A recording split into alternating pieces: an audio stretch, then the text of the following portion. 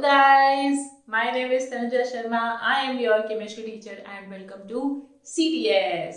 आज का हमारा लेक्चर बहुत ही मजेदार होने वाला है क्योंकि आज हम पढ़ने वाले हैं ट्रिक्स। ठीक है, ट्रिक्स किसकी?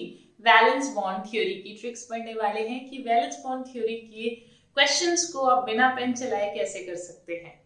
ठीक है, तो आज हम ये सीखने वाले हैं। इससे पहले भी मैं बहुत सारी ट्रिक्स बता चुकी हूँ, तो आज है बारी वीबीटी की। ठीक है, तो सबसे पहले बात करते हैं tricks for valence bond theory.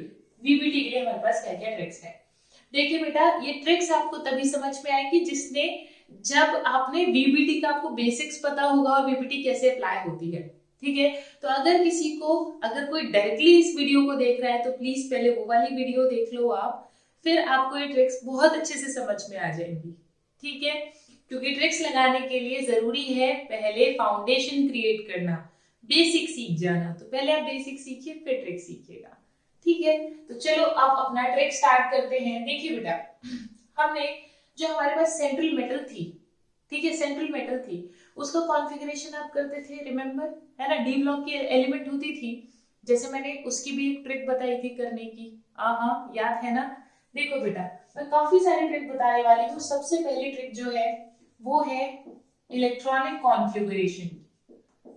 Electronic configuration की ट्रिक। ठीक है, इलेक्ट्रॉनिक कॉन्फ़िगरेशन कैसे करते हैं आप, सबसे पहले ये देखिए बेटा, आपके पास जो आएंगे वो आएंगे scandium, titanium, vanadium, chromium, manganese. ठीक है, मैंगनीज और आयरन, कोबाल्ट, निकल के बाद आ गया कॉपर के बाद आ गया zinc.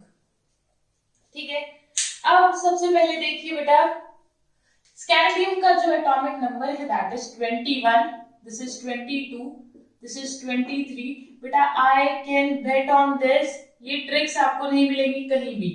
This is my experience, ये ट्रिक आपको कहीं पर भी नहीं मिलेंगी। ये बेटा हमारा इतने सालों का एक्सपीरियंस है, इतने सालों का एक्सपीरियंस पढ़ाने का प्लस इतने सालों का एक्सपीरियंस खुद पढ़ने का, क्योंकि हमें एटलीस्ट 4 साल हमें, ठीक है, 3 साल हमारे ग्रेजुएशन के होते हैं, 2 साल पोस्ट ग्रेजुएशन के होते हैं और सेकेंड ईयर से हमें कोऑर्डिनेशन पढ़ाना शुरू कर देते हैं। तो हमें कम से कम 4 साल हमें कोऑर्डिनेशन पढ़ाई जाती है। ठीक है, और तुम्हारे यहाँ तो एक चैप्टर है, हमारे पूरी बुक होती है कोऑर्डिनेशन केमिस्ट्री की, उससे हमें पढ़ाते हैं। So you can imagine I think कि कितनी ट्रिक्स हमें खुद भी डेवलप करनी पड़ती है और पढ़ते पढ़ते भी आ जाती है। ठीक है, पढ़ते पढ़ते ही आती है ऑफ कोर्स। अब देखो बेटा, ये हो गया इनके एटॉमिक नंबर। जिसको ये याद नहीं है वो याद कर लेगा, सिर्फ तुम विवाह कर लो मुझसे, फिर I am not proposing you, okay, ये सिर्फ ट्रिक है। सिर्फ तुम विवाह कर लो मुझसे, फिर कोई नहीं छेड़ेगा। कैसे लिखूं? छेड़ेगा, झंडू आता है मेरे को लिखना, झंडू सही लिखा है, झंडू। तो इसकी ट्रिक है, सिर्फ तुम विवाह कर लो मुझसे, फिर कोई नहीं छेड़ेगा, झंडू। ठीक है, तो आप इस ट्रिक से तो ये याद कर लो और फिर 1 से लेकर 30 तक याद हो गए। ठीक है, चलो अब आगे करते हैं। देखिएगा बेटा, जब आपके पास मान लीजिए सेंट्रल एटम जो है वो स्कैंडियम है, अगर सेंट्रल एटम स्कैंडियम आ जाए तो आप क्या करो? बिल्कुल, आप यहाँ लिखो 3D, यहाँ लिखो 4s। ठीक है, अब मैं आपको इलेक्ट्रॉनिक कॉन्फ़िगरेशन सिखा रही हूँ ताकि आपको ये ना करना पड़े कि आपसे पूछा स्कैंडियम, अच्छा 21 है, तो बच्चे क्या करते हैं बता दो, पास आउट पैचेस ये करते हैं। ठीक है, 1s2, 2s2, 2p6, 3s2, 4s2, फिर आ जाएंगे बेटा, सॉरी 4p6, फिर आ जाएंगे बेटा, आगे करते रहेंगे। ठीक है, 4p के बाद ले आएंगे 3D को, ले आएंगे फिर 4s को ले आएंगे। देखो बेटा, इतना टाइम वेस्ट नहीं करना, इतना करोगे ना कर तो लोगे। I am not doubting on your what abilities, ठीक है, जो आपने एटॉमिक स्ट्रक्चर में सीखा है उतना तो आप कर ही लोगे, but the thing is you need to save your time. Time आपको बचाना है। वो टाइम कैसे बचाओगे? इससे बचाओगे। कैसे बचाओगे? देखो देखो, जब यहाँ पर लिखा हुआ है ना 21, तो कुछ मत करो, देखो डी में हमेशा डालो, सॉरी एस में हमेशा डालो ये स्टार्टिंग वाला 2, जो डी में ये जो बच गया 1, सिंपल बन गया आउटर मोस्ट। भाई तुम्हें तो आउटर मोस्ट से मतलब होता है ना, तो क्या करके करोगे इसका 1:2 2:2, क्या करके लिखोगे इसका? लिख के कर भी क्या लोगे इससे? कुछ फायदा थोड़ी ना है। तो क्या करोगे, सीधा इस तरह से लिख लो, बस डन।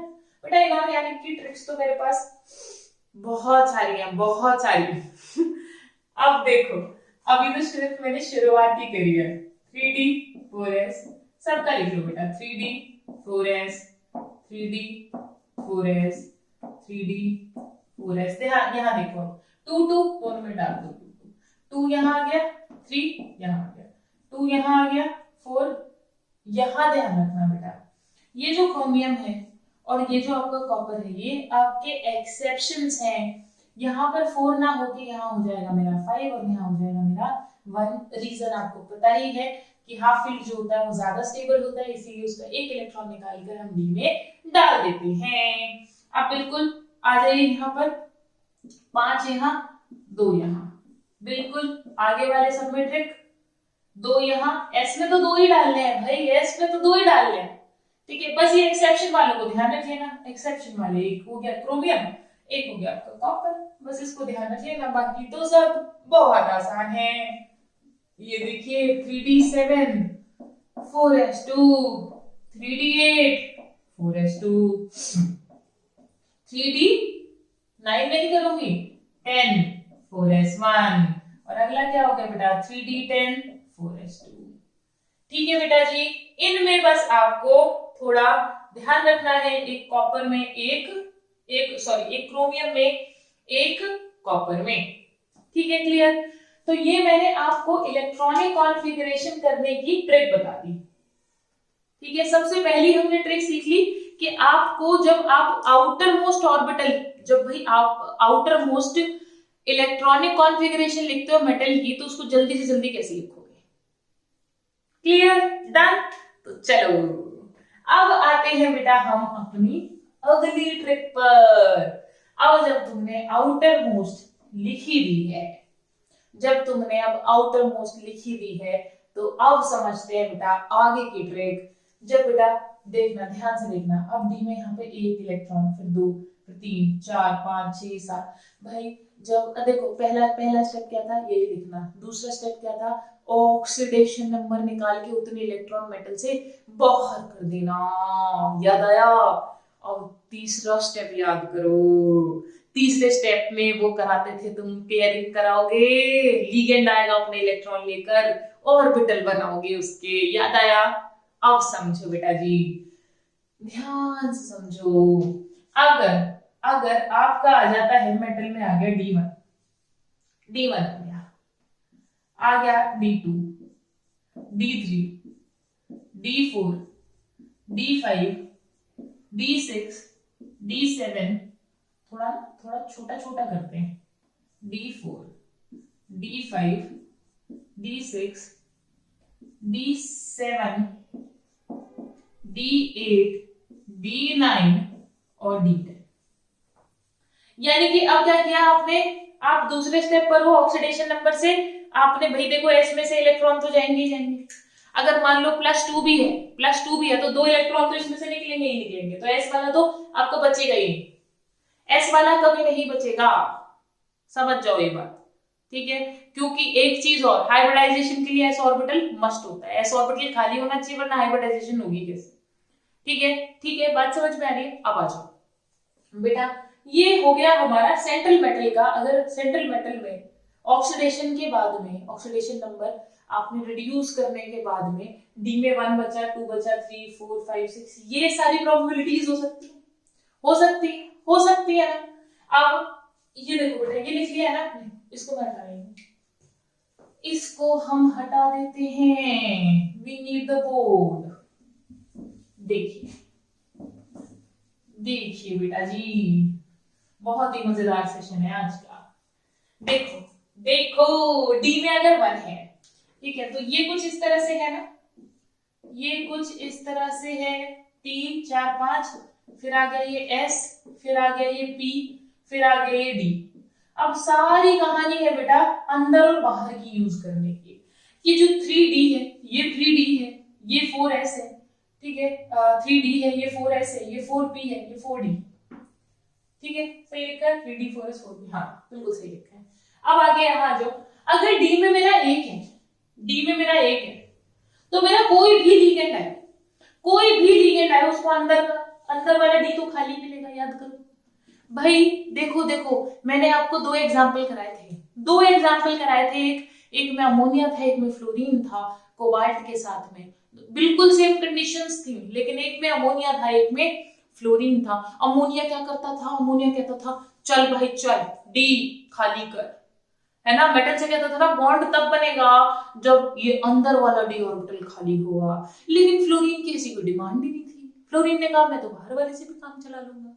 याद करो याद करो, याद आ गया। अब समझो, समझो इस बात को बेटा जी कि अगर अगर मान लो ये सोचो कि अगर मेरा यहाँ पर सिर्फ एक इलेक्ट्रॉन है और अंदर के डी खाली हैं, तो चाहे मेरा कोई भी लिगेंड आ जाए, कोई भी लिगेंड आ जाए, उसको अंदर का डी तो खाली मिलने वाला है, अंदर का डी ये तो हमेशा खाली है, ये भी खाली और ये भी खाली, यानी कि 1, जब तक डी में 1 है, फिर डी में 2 डाल दो, कोई दिक्कत नहीं ना, नहीं ना, क्यों नहीं है दिक्कत, इसीलिए नहीं है क्योंकि अभी भी ये वाला डी तो खाली ही है, समझ लो मेरी बात। अब मान लो तुम तीसरा इलेक्ट्रॉन डाल दो, अभी भी ये वाला डी खाली ही है, यानी कि D1 हो चाहे D2 हो चाहे D3 हो,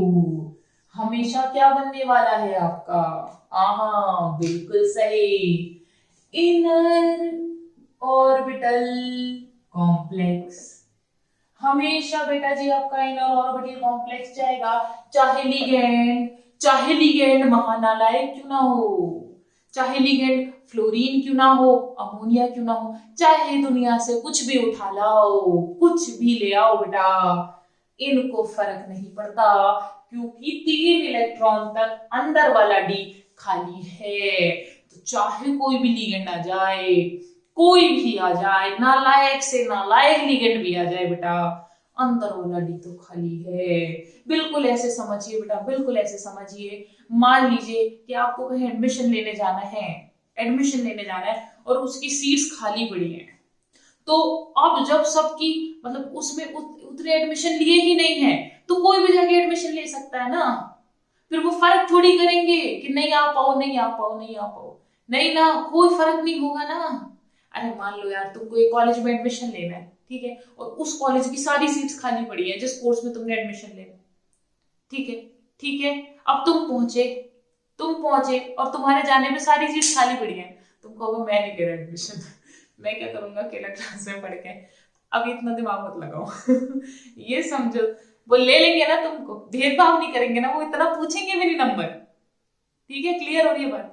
तो भले ही महानालायक क्यों ना हो, मैं तुम्हें नहीं कह रही हूँ महानालायक, मैं लिगेंड को कह रही हूँ, चाहे लिगेंड महानालायक क्यों ना हो, अगर D3 तक आता है तो हमेशा इनर ऑर्बिटल कॉम्प्लेक्स बनेगा।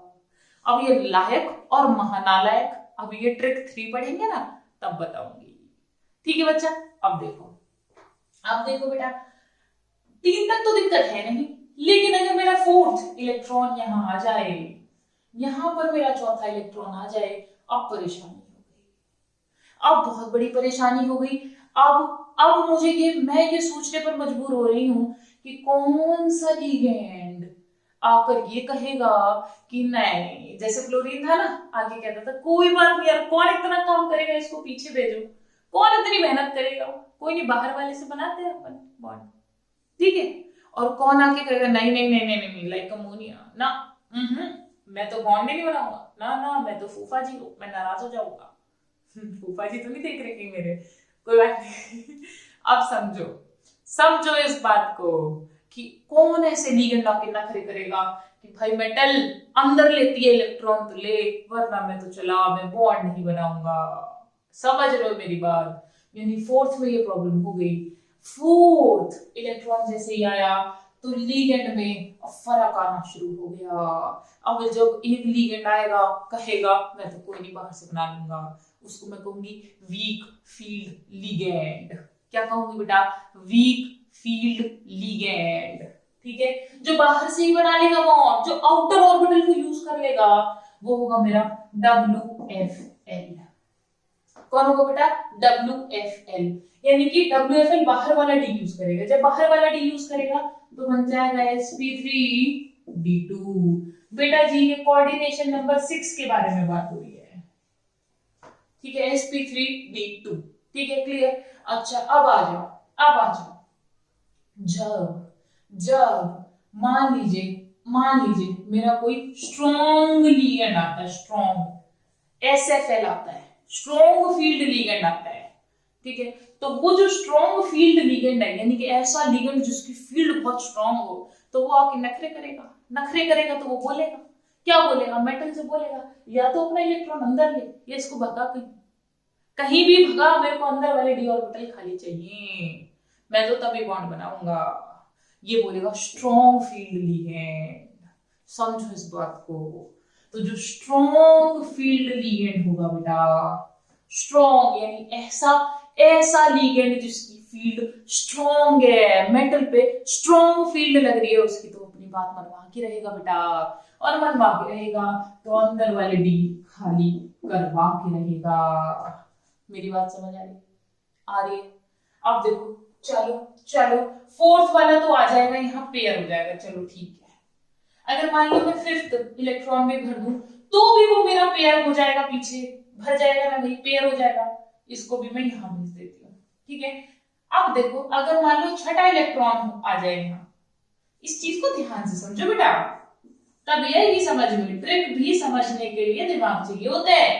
ठीक है, वो दिमाग थोड़ा सा तो लगाना पड़ेगा। अब समझो, 1 2 3 4 तक है। ठीक है, बैक पेयरिंग करा सकते हो। फोर्थ का बता रही हूं अभी मैं। फोर्थ में बैक पेयरिंग हो जाएगी, बिल्कुल सही। चलो बिल्कुल सही। अगर मान लो ये फोर्थ का हो गया ना, D4 में बैक पेयरिंग हो सकती है। D4 का क्लियर कर दिया मैंने। अब आ जाओ D5 में।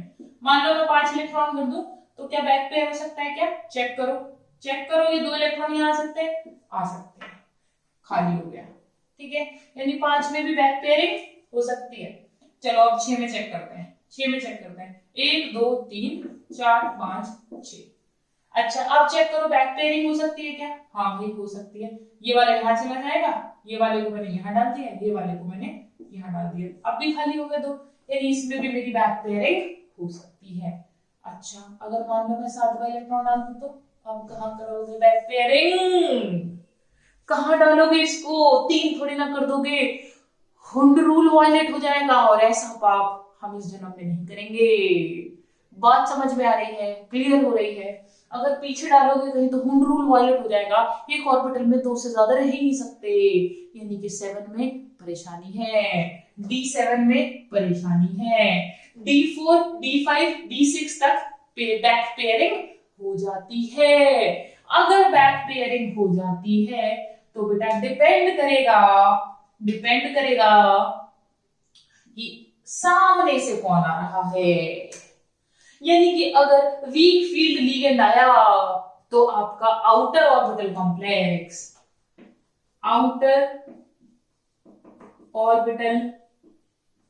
कॉम्प्लेक्स, लेकिन अगर स्ट्रॉन्ग फील्ड लिगेंड आया तो बेटा जी आपका इनर ऑर्बिटल कॉम्प्लेक्स। क्या इतनी कहानी समझ आ गई ना? अब आगे बढ़ो बेटा जी, बहुत आसान है, बहुत इजी है। इतना पार्ट समझ लो, बहुत आसान है, टिप्स पर हो जाएंगी सारी चीजें, बहुत इजी है। देखो D7 में दिक्कत शुरू हो गई। D7 वाला एक इलेक्ट्रॉन जो है इसमें थोड़ी दिक्कत है, परेशानी है। अब देखो D8 में तो सारी ही परेशानी हो जाएगी, क्योंकि अगर तुमने बैक पेयर भी कराया तो एक ही ऑर्बिटल खाली है, कोई पागल थोड़ी ना है एक ऑर्बिटल अंदर का लेगा, एक ऑर्बिटल बाहर का लेगा, ना ना, उसको चाहिए तो दो ऑर्बिटल साथ के डी चाहिए, या तो अंदर के दो डी या बाहर के दो डी।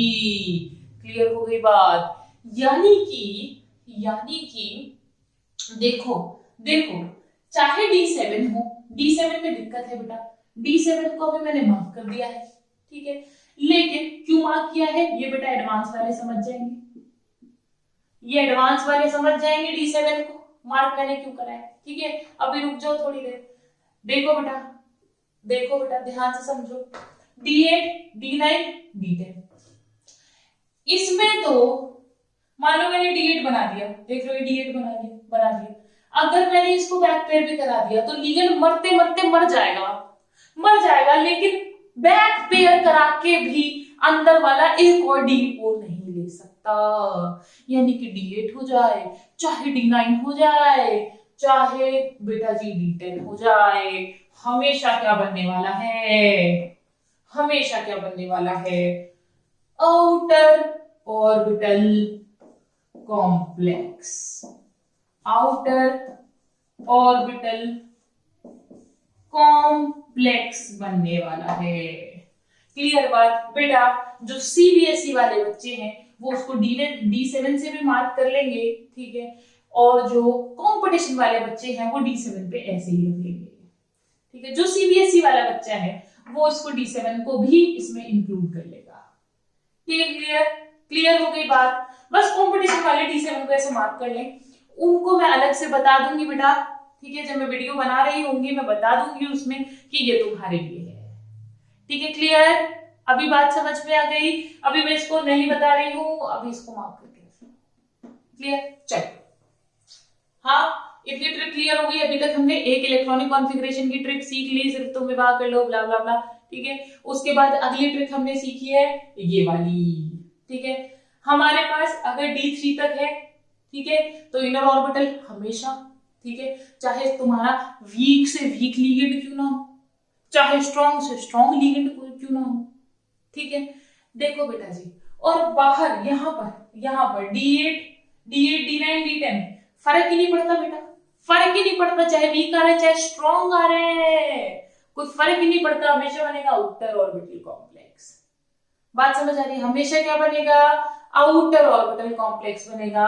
और ये जो है बस इसमें WFL और SFL इनमें फर्क पड़ेगा बेटा, यानी कि D4, D5, D6 में फर्क पड़ेगा कि सामने से कौन आ रहा है, वीक फील्ड लिगेंड आ रहा है या स्ट्रॉन्ग फील्ड लिगेंड आ रहा है। क्या आपको इतनी बात क्लियर हो गई? हो गई तो बहुत बढ़िया। अब हम चलते हैं अपनी नेक्स्ट ट्रिक पर, ठीक है। जो अगली ट्रिक है बेटा वो है how to find out that which one is SFL and which one is WFL। आपको कैसे पता चलेगा कि जो सामने से आने वाले लिगेंड है ये कौन है? उनकी माथे पे थोड़ी ना लिखा होगा कि हम कौन है, ठीक है। तो हमें क्या होगा? पहचानना पड़ेगा। भाई हर किसी को पहचानना पड़ता है, उनके यहाँ थोड़ी लिखा होता है कुछ, ठीक है। तो लिगेंड को भी हमें पहचानना पड़ेगा। अब देखिए लिगेंड को आप कैसे पहचानेंगे, देखिए बेटा जी। अच्छा बेटा जी, ये कोऑर्डिनेशन नंबर 4 के लिए तो मैंने 6 के लिए तो मैंने बता दिया, 6 के लिए मैंने बता दिया है ना। अच्छा ये एक मिनट और रुक जाओ, ये वाले क्वेश्चन का जवाब भी देंगे। 4 के लिए भी कुछ चीजें सीख लो बेटा जी। यहाँ पर ये जो आप d ऑर्बिटल यूज कर रहे हो, ठीक है, मार्क करके लिख लेना, ठीक है, मार्क करके लिख लेना, वेरी वेरी इंपॉर्टेंट। वैसे तुमने ये पढ़ा हुआ होगा केमिकल बॉन्डिंग में, बट आई एम एक्सपेक्टिंग नहीं पढ़ा है, ठीक है, आई एम एक्सपेक्टिंग नहीं पढ़ा है। तो ये याद रखना बेटा कि इसमें जो d ऑर्बिटल यूज होते हैं वो होते हैं dx² - y² एंड dz²। ये दो d ऑर्बिटल्स यहाँ पर यूज होते हैं, क्लियर। अब आ जाओ बेटा एक और चीज, बस एक छोटी सी चीज और समझनी है आपको। जो आपका कोऑर्डिनेशन नंबर 4 होता है, जो कोऑर्डिनेशन नंबर 4 होगा बेटा, ठीक है, उसमें आपके दो स्ट्रक्चर्स बनते हैं, एक होता है टेट्राहेड्रल और दूसरा होता है स्क्वायर प्लेनर। स्क्वायर प्लेनर बेटा जी, जो आपका टेट्राहेड्रल उसमें भी आपके 3 टाइप होते हैं, एक होता है आपका sp3, एक होता है sd3 या d3s, और एक होता है बेटा जो आखिरी होता है वो होता है आपका p3d। ठीक है, p3d, एक मिनट pd3, p3d नहीं pd3। ठीक है, ये स्क्वायर प्लेनर जो कॉम्प्लेक्स होगा बेटा इसमें आपका एक ही है जिसका नाम है sp3d और sp2d और या फिर dsp2। ठीक है, sp2d एक मिनट सिर्फ एक होगा dsp2। ठीक है, उतना तो पढ़ना ही नहीं है, सिलेबस में ही नहीं है। ठीक है, वो छोड़ दो, बस इस पे ध्यान दो, dsp2। और बेटा यहाँ पर जो d ऑर्बिटल यूज होता है वो है x square minus Y square. ठीक है, x square minus Y square बेटा कुछ इस शक्ल का होता है, इस शक्ल का होता है बेटा x square minus Y square. इसीलिए देख लो बेटा यहीं से तो स्क्वायर प्लेनर बनेगा, यहीं से तो स्क्वायर बन जाएगा, और वो स्क्वायर क्या होगा, प्लेन में होगा, इसीलिए इसको स्क्वायर प्लेनर बोलते हैं। क्लियर हो रही है बात, समझ में आ रही है? ठीक है, अब आगे आ जाओ बेटा जी। ये जो टेट्राहेड्रल है और ये जो स्क्वायर प्लेनर है, ठीक है, यहाँ पर जो टेट्राहेड्रल है मैंने इसमें तीन बनाए हैं, एक बनाया है sp3, एक है sd3 और d3s। बेटा ये वाला जो होगा ये आपको नहीं देगा पेपर में, कभी नहीं आएगा, कभी भी नहीं आएगा। ठीक है, बिल्कुल कभी भी नहीं आएगा। बस आपको बताने के लिए था कि हाँ भाई ये भी एक हाइब्रिडाइजेशन हो सकती है। ठीक है, बट आएगा नहीं कभी भी। यहाँ आ जाइए बेटा, ये जो sd3 है ये आपके पेपर के लिए इंपॉर्टेंट है, ये कॉम्पिटिटिव एग्जाम वालों के लिए इंपॉर्टेंट है, सीबीएसई वाले बेटा नहीं, इंपॉर्टेंट नहीं है तुम्हारे लिए। आप जो बेटा कंपटीशन वाले बच्चे हैं उनके एग्जाम में कई बार आ चुका है, which of the following have this hybridisation sd3। ठीक है, तो मैं एग्जाम्पल आपको बता देती हूँ। एक है MnO4 माइनस, MnO4 माइनस कौन, KMnO4 का हाइब्रिडाइजेशन बेटा जी sd3 होता है, sp3 नहीं होता। टेट्राहेड्रल है, टेट्राहेड्रल बनेगा, बट इसका जो हाइब्रिडाइजेशन है वो sd3 है। इस बात को याद रखना, इस बात को कॉपी में मार्क करके लिखिएगा बेटा। और है बेटा FeO4 और यहाँ पर चार्ज आ जाएगा आपका 2 माइनस, FeO4 2 माइनस। ठीक है, ये आपको बताने का मोटिव ही मेरा ये था कि मैं आपको यहाँ पर ये 2 पॉइंट और क्लियर कर दूं, ये पॉइंट और क्लियर हो जाए बेटा आपके कि ये आपके पेपर में आ चुके हैं, तो इसको जरूर जरूर जरूर कर लेना। कॉम्पिटिटिव वालों, सीबीएसई वालों मत करना। ठीक है, अब आ गए हम इस पर आ गए, इस पर sp3 पर और इस पर देखिएगा बेटा, देखिएगा यहाँ पर ये जो sp3 है, ठीक है, और यहाँ पर ये क्या हो गया, dsp2 हो गया, यानी यहाँ पर तो d ऑर्बिटल यूज हो रहा है, यहाँ पर d ऑर्बिटल यूज नहीं होगा। और बेटा जी इसके लिए मैं ये टेबल नहीं बनवा रही हूँ, बनवाना चाहूँ तो मैं बनवा सकती हूँ, बट उससे काम आपके लिए डिफिकल्ट हो जाएगा।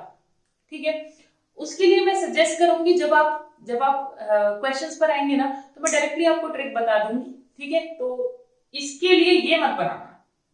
ठीक है, क्लियर? चलो अब आगे चलते हैं बेटा, आगे चलते हैं और जानते हैं which one is your WFL, which one act as WFL and which one act as SFL। ठीक है, ओके, तो अभी करें या फिर अगली वीडियो में करें? चलो एक काम करते हैं, इस वाली ट्रिक की अगली वीडियो बनाते हैं। ठीक है, इसमें यहीं तक, और ये वाली ट्रिक अभी अप्लाई होंगी बेटा, जो आपके प्रैक्टिस क्वेश्चंस होंगे अभी वीबीटी के, उनपे मैं पहले आपको सीबीएसई मेथड से कराऊंगी, और सीबीएसई मेथड्स के बाद में किससे कराऊंगी कि आपको अपने कॉम्पिटिटिव एग्जाम में किस तरीके से सेकंड्स में आंसर निकालना है। ठीक है, तो मैं दोनों मेथड्स बताऊंगी, और ऑफ कोर्स ये ट्रिक तो आप कॉम्पिटिटिव पे ही अप्लाई करोगे, बट आप सीबीएसई पे भी अप्लाई कर सकते हो अनटिल अनलेस टीचर को ना पता चले। ठीक है, जैसे कि मैं बता दूंगी आपको कि किस तरह से अप्लाई करनी है। वैसे सिंपल है, बहुत ही सिंपल है कि मान लीजिए कोई कॉम्प्लेक्स आपके पेपर में आता है और कॉम्प्लेक्स आपने ट्रिक से निकाल लिया, ठीक है, आओ अपने ट्रिक से निकाल लिया और बस आप क्या कर रहे हो, उसकी लास्ट में रूपरेखा बना के टीचर को बता रहे कि हाँ हमें आता है, हमने इस तरह से हमें करना था, जैसे जनरली मैंने आपको करवाया था ना, ठीक है, जैसे कोबाल्ट का करवाया था, कोबाल्ट Fe6 कोबाल्ट F6 3- का, ठीक है, ऐसी कोबाल्ट NH3 होल 6 3+ का, ठीक है, बिल्कुल उसी तरीके से पूरा लिख देना, लेकिन ट्रिक से आंसर निकाल लेना, ठीक है, तुम भी डबल श्योर हो जाओगे कि जो तुम कर रहे हो वो सही है। ओके, तो चलो अब ये वाली जो ट्रिक है SFL और WFL वाली, कि कौन SFL होता है कौन WFL होता है, इस ट्रिक के लिए मैं मिलूंगी आपसे अगली वीडियो में। तब तक के लिए पढ़ते रहिए, आगे बढ़ते रहिए और बहुत बहुत बहुत खुश रहिए। बाय।